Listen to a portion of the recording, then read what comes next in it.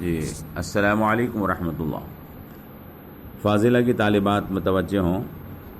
کل ہم نے جو سبق آپ کو پڑھایا تھا وہ ان آیات کا ترجمہ تھا۔ اعوذ باللہ من الشیطان الرجیم، بسم اللہ الرحمن الرحیم۔ یا ایھا الذین آمنوا لا تدخلوا بیوتا غیر بیوتکم حتی تستأنسوا وتسلموا علی اہلہا ذلکم خیر لکم لعلکم تذکرون۔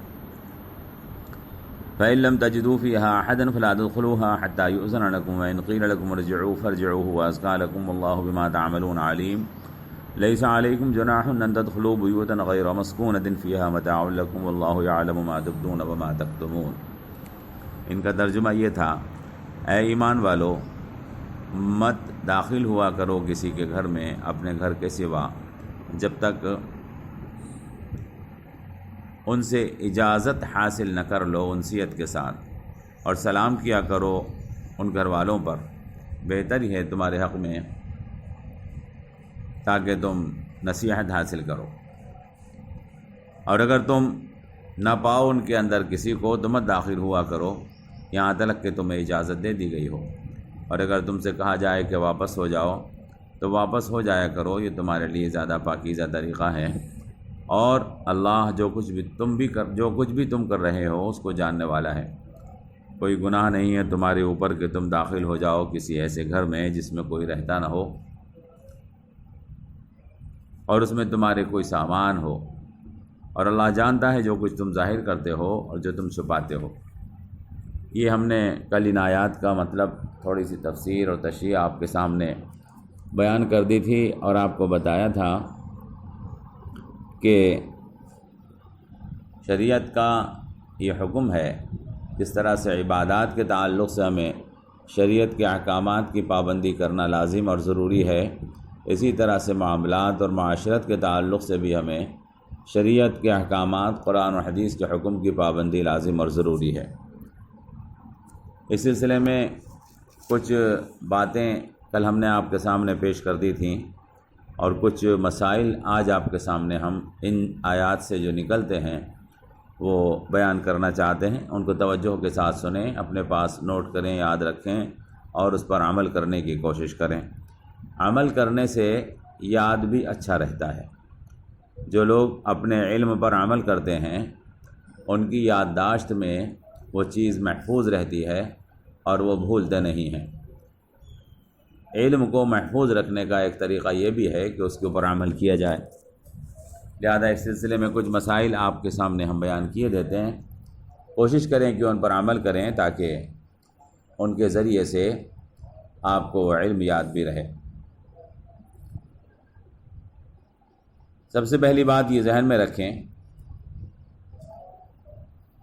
کہ سلام اور پھر داخل ہونے کی اجازت لینے کا جو بیان احادیث میں ہے اس میں بہتر یہ ہے کہ اجازت لینے والا اپنا نام بھی بیان کر دے، جیسا کہ حضرت فاروق اعظم رضی اللہ تعالی عنہ کے بارے میں آتا ہے کہ انہوں نے رسول اللہ صلی اللہ علیہ وسلم کے دروازے پر آن کر ان الفاظ کو ادا کیا، السلام علی رسول اللہ، السلام علیکم ایدخل عمر، یعنی سلام کے بعد انہوں نے کہا کیا عمر اندر داخل ہو سکتا ہے؟ اور صحیح مسلم میں ہے حضرت ابو موسیٰ اشعری حضرت عمر کے پاس گئے تو انہوں نے استئذان کے لیے ان الفاظ کو استعمال کیا، السلام علیکم ھذا ابو موسیٰ، السلام علیکم ھذا الاشعری۔ اس میں پہلے انہوں نے اپنا نام ابو موسیٰ بیان کیا اور پھر مزید وضاحت کے لیے اپنا تعارف الاشعری کے لفظ سے کرایا کہ ابو موسیٰ کوئی اور بھی ہو سکتا ہے، لہذا مزید وضاحت کر دی کہ میں ابو موسیٰ الاشعری ہوں، تاکہ اجازت دینے والا خوب جان جائے کہ وہ کس چیز کی اجازت، کس کو اندر داخل ہونے کی اجازت دے رہے ہیں۔ اس سلسلے میں ایک چیز اپنے ذہن میں رکھیں کہ کئی لوگ گھر میں داخل ہونے کی اجازت مانگتے ہیں لیکن اپنا نام ظاہر نہیں کرتے۔ اندر سے مخاطب پوچھتا ہے کون ہے تو جواب کہہ دیا میں۔ انہوں نے پوچھا کون بھائی؟ بولے میں ہوں۔ حضرت خطیب بغدادی نے اپنی کتاب میں علی بن عاصم واسطی سے نقل کیا ہے کہ وہ بصرہ گئے تو حضرت مغیرہ ابن شعبہ رضی اللہ تعالیٰ عنہ کو ملاقات کے لیے حاضر ہوئے۔ دروازے پر دستک دی۔ حضرت مغیرہ ابن شعبہ رضی اللہ تعالیٰ عنہ نے پوچھا کون؟ تو جواب میں انہوں نے کہا انا۔ حضرت مغیرہ نے فرمایا کہ میرے دوستوں میں کسی کا نام انا تو نہیں ہے، اور پھر باہر تشریف لائے اور ان کو حدیث سنائی کہ ایک روز حضرت جابر بن عبداللہ رضی اللہ تعالیٰ عنہ حضور اکرم صلی اللہ تعالیٰ علیہ وسلم کی خدمت میں حاضر ہوئے اور اجازت لینے کے لیے دروازے پر دستک دی۔ حضور نے اندر سے پوچھا کون صاحب ہیں؟ تو جابر نے کہہ دیا انا۔ تو حضور نے فرمایا کہ انا من انا، یعنی انا کون؟ معلوم یہ ہوا کہ اگر کوئی اندر سے پوچھے کون تو اس میں نہیں کہنا چاہیے، بلکہ جواب دینا چاہیے۔ جو آدمی آپ کی آواز سے آپ کو نہیں پہچان پا رہا وہ انا کے لفظ سے کیا پہچانے گا؟ اور اصل میں جو اجازت لے رہا ہے اسے اپنا تعارف صاحب خانہ کو دینا چاہیے۔ کئی لوگ دروازے پر کھٹکھٹا کے خاموش کھڑے رہتے ہیں، اندر سے پوچھا بھی جاتا ہے کون ہے تو جواب نہیں دیتے، یہ بہت برا طریقہ ہے، بلکہ جب اندر سے پوچھا جائے تو جواب دینا چاہیے۔ دروازے پر دستک دینے کا طریقہ شرعاً ثابت ہے، کواڑ کو دستک دینے کا، لیکن دستک دیتے ہوئے یا آواز لگاتے ہوئے اتنی زور سے چیخنا یا اتنی زور سے دستک دینا کہ اندر والا گھبرا جائے، دروازے کو زور سے پیٹنا جائز نہیں ہے، بلکہ رسول اللہ صلی اللہ علیہ وسلم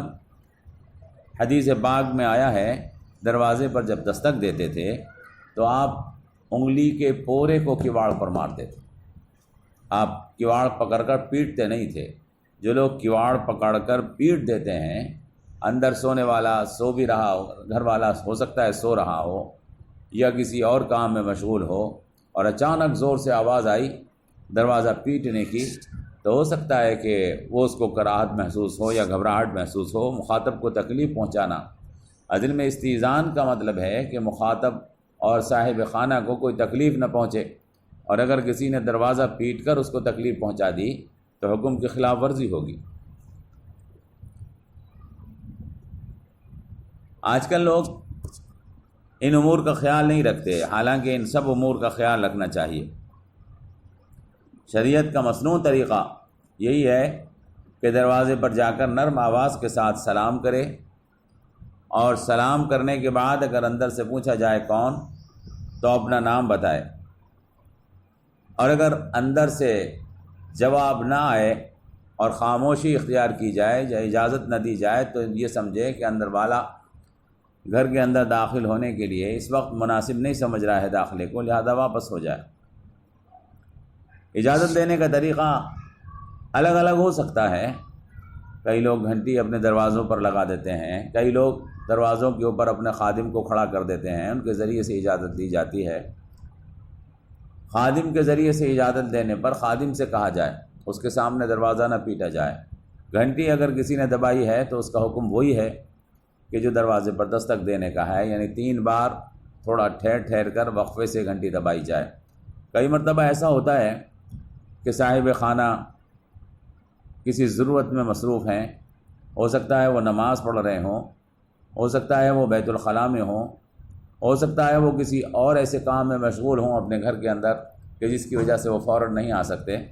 لہذا دروازے پر دستک دینے والے کے لیے یہ لازم اور ضروری ہے کہ وہ آہستگی کے ساتھ دستک دے، نرمی کے ساتھ دستک دے اور کچھ دیر انتظار کرے دروازے کے اوپر، اور جب جواب نہ آئے اندر سے تو تھوڑی دیر کے بعد دوبارہ دستک دے،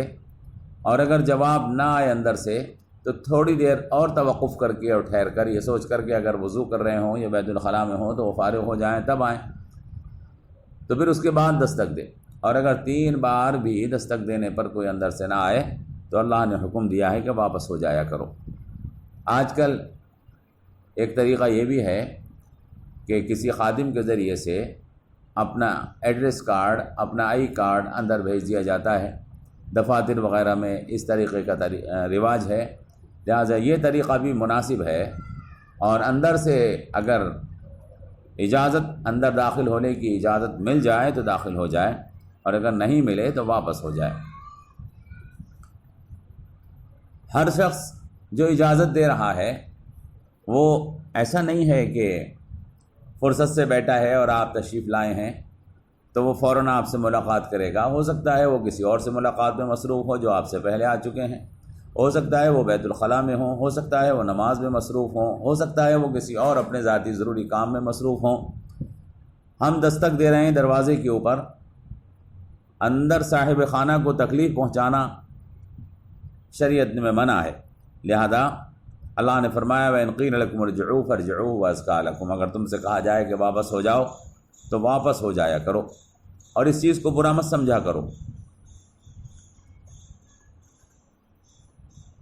حضرت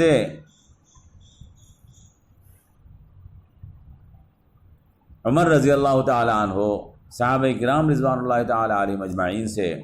جو چیز ہمیں معلوم ہوتی ہے وہ یہی ہے، بعض حضرات ہمارے اسلاف میں اور بزرگوں میں ایسے گزرے ہیں جو اس بات کی آرزو اور تمنا کرتے ہیں، کرتے ہیں کہ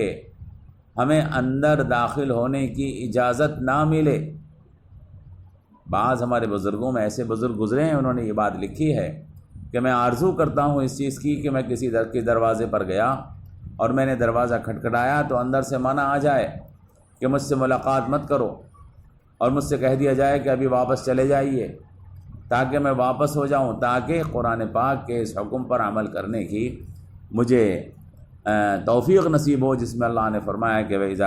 وَإِنْ قِيلَ لَكُمُ ارْجِعُوا فَارْجِعُوا هُوَ أَزْكَىٰ لَكُمْ، قرآن کے اس حکم کے اوپر عمل کرنے کی مجھے توفیق نصیب ہو جائے۔ تو اگر کہا جائے اندر سے کہ واپس ہو جاؤ تو برا نہیں ماننا چاہیے۔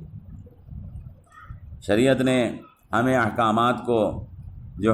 ہمارے معاشرتی احکامات ہیں، جو ہمارے سماجی معاملات ہیں، ان کے لیے جو احکامات دیے ہیں، ان میں شریعت نے ہمیں جو راستہ اور جو طریقہ اختیار کیا ہے وہ نہایت معتدل اور مناسب ہے۔ ایک طرف شریعت ہم سے کہتی ہے کہ اگر اندر سے اجازت نہ آئے اور کہا جائے تم سے واپس ہو جاؤ تو واپس ہو جانا چاہیے، اور اس میں دل میں برا نہیں ماننا چاہیے۔ اور اگر کوئی کسی سے ملاقات کرنے کے لیے آئے تو شریعت کا حکم یہ بھی ہے کہ صاحب خانہ کو کوشش کر کے ملاقات کے لیے وقت نکالنا بھی چاہیے۔ دونوں کے لیے حکم ہے، اگر مناسب ہو اور موقع ہو تو کسی کو واپس کرنا شریعت نے اچھا نہیں مانا، بلکہ یہ چاہا کہ ملاقات کرنے والا اگر آیا ہے ہمارے دروازے کے اوپر تو ہم کوشش کر کے اس سے ملاقات کریں اور اسے واپس نہ کریں۔ وَإِنَّ لِلزُّورِ عَلَيْكَ حَقٌّ، تم سے ملاقات کرنے والے کا تمہارے اوپر حق ہے، وہ اگر ملاقات کر رہا ہے تو اس سے ملاقات کرنا چاہیے۔ اگر آپ کے دروازے پر آیا ہے اور کوئی ایسی ضرورت نہیں ہے، اور اگر کسی نے کہہ دیا ہے کہ واپس چلے جاؤ تو بلا کراہت واپس چلے جانا چاہیے۔ اس سلسلے میں وہ حکم بھی آپ کو یاد رکھنا چاہیے کہ بعض لوگ بعض کو فون کرتے ہیں، جو موجودہ زمانے میں 1 بار 2 بار 3 بار فون کرتے ہیں، گھنٹی بجاتے ہیں، لیکن بعض لوگ فون دیکھتے رہتے ہیں لیکن نہیں اٹھاتے، بیل سنتے رہتے ہیں اور نہیں اٹھاتے۔ تو اس میں بھی حکم وہی ہے جو کھٹکھٹانے کا حکم ہے۔ اگر 3 بار تک کسی نے فون نہیں اٹھایا ہے تو پھر چوتھی مرتبہ فون کرنا اس کے لیے مناسب اور جائز نہیں ہے۔ لیکن اگر کسی کا فون آئے، کیا ضرورت ہے ہنگامی، لہذا اس کے فون کو، جس کے پاس فون آیا ہے فون کا اٹھا لینا ہی مناسب ہے، کیونکہ فون بھی ایسا ہی ہے جیسے آپ سے کوئی ملاقات کرنا چاہتا ہے۔ تو شریعت کا جو طریقہ ہے کہ شریعت ملاقات کرنے والے کے حقوق کا بھی تحفظ کرتی ہے، اور شریعت جس سے ملاقات کرنے کے لیے کوئی شخص آیا ہے اس کے حقوق کا بھی تحفظ کرتی ہے، اور شریعت یہ کوشش کرتی ہے کہ دونوں کے حقوق کے تحفظ کے ساتھ دونوں کی عزت کا تحفظ بھی ہو اور دونوں کو تکلیف نہ ہو۔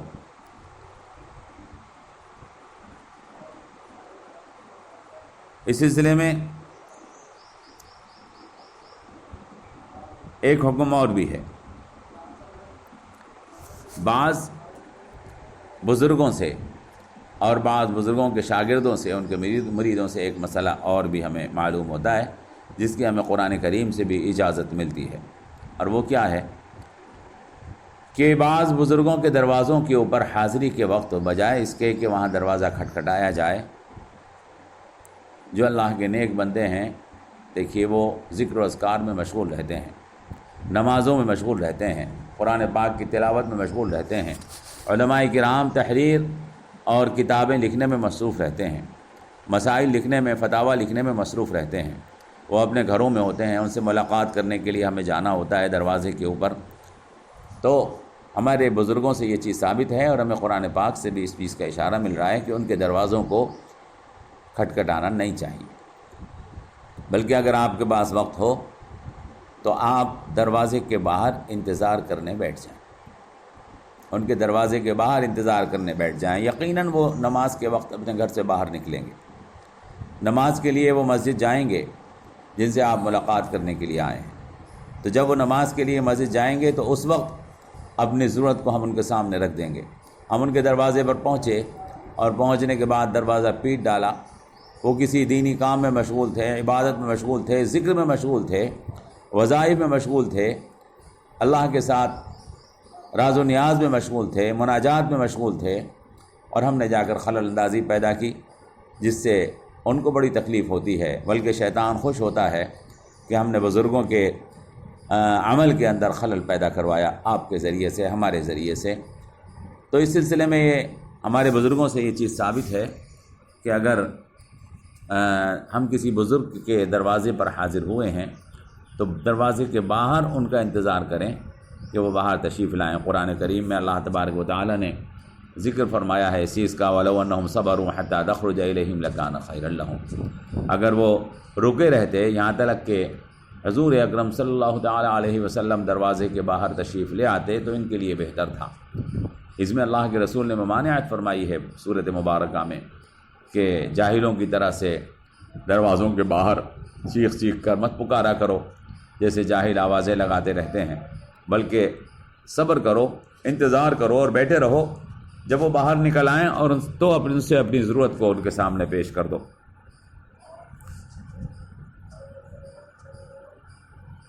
حضرت ابن عباس رضی اللہ تعالیٰ عنہ فرماتے ہیں کہ بعض اوقات کسی انصاری صحابی، حضرت ابن عباس رضی اللہ تعالیٰ عنہ آپ جانتے ہیں حضور اکرم صلی اللہ علیہ وسلم کے چچیرے بھائی، مفسر قرآن، نہایت بڑے عالم صحابی رسول، فرماتے ہیں بعض اوقات کسی انصاری صحابی کے دروازے پر میں پوری دوپہر انتظار میں بیٹھا رہا کہ وہ باہر تشریف لائیں تو میں ان سے وہ حدیث سنوں جو انہوں نے اللہ کے رسول سے سنی ہے،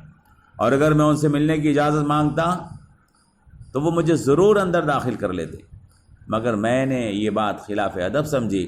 اور یہ سوچا کہ نہ معلوم وہ کون سے کام میں مشغول ہوں، لہذا میں نے انتظار کی مشقت کو برداشت کیا، لیکن ان کے اس کام کے اندر حرج پیدا کرنے کی کوشش نہیں کی جس میں وہ مشغول ہوں گے۔ تو یہ معاملہ ہے۔ اللہ تبارک و تعالی ہمیں ان احکامات کے اوپر عمل کرنے کی توفیق عطا فرمائے۔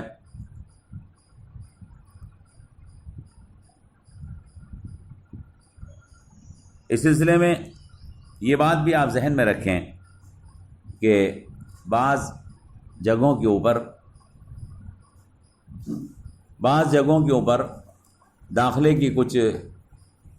اجازتیں ان کے منتظمین کی طرف سے، کچھ شرائط ان کے منتظمین کی طرف سے عائد کر دی جاتی ہیں، لہذا منتظمین کی طرف سے جیسے ریلوے اسٹیشن ہے وہاں پر داخلے کے لیے پلیٹ فارم کے ٹکٹ کو لازم کر دیا جاتا ہے، یا بعض مدارس کے منتظمین کی طرف سے یا مساجد کے منتظمین کی طرف سے بعض حصوں میں داخلے کے لیے کچھ